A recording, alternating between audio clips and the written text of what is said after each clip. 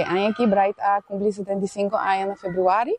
Então, nós estamos pensando como nós podemos fazer algo legal para dar back na Pueblo da Aruba, que sostenemos acaba para 75 anos.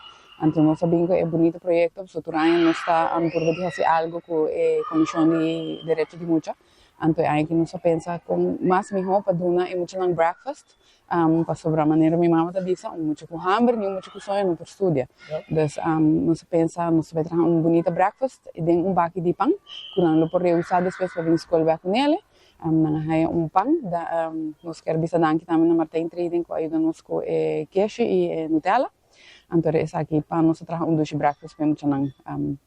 Essa aqui está para dar back e bisa danki na Pueblo de Aruba e também para esperar que nós por conta com nang sustento para nós por cumprir por lo menos 75 anos mais. Nós quero agradecer Bright Bakery por dar nosso sustento também é parte de Direitos de Mulher.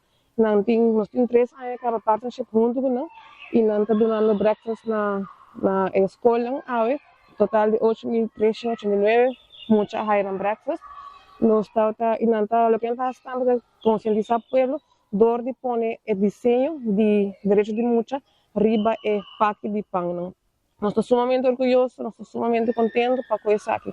Me quero mencionar também que o Tratado de Direitos de Mulher tem um total de 54 artículos, de qual aqui nós temos ênfase no artículo número 12, que está encerrado com a mulher de direito de nossa opinião. Riba assunto não que está regardando conforme sua idade e sua madurez. Eu sou agradecido na gesto aqui de Bright Bakery. Em verdade, tem uma necessidade social. Nota tur mucha tem comida ora para prometer com bem escola. E essa aqui tem uma iniciativa bonita. Tem fundação que está enfocada arriba essa aqui.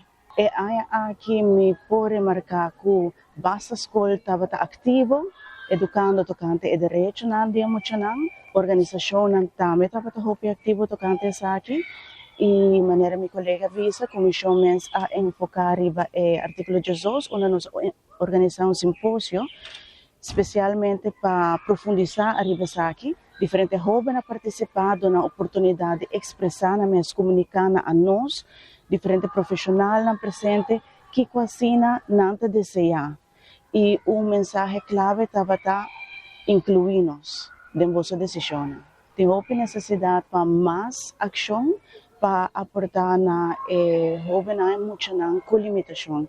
E porta e porta dois, não tem mesmo direito, cultura, outro muito.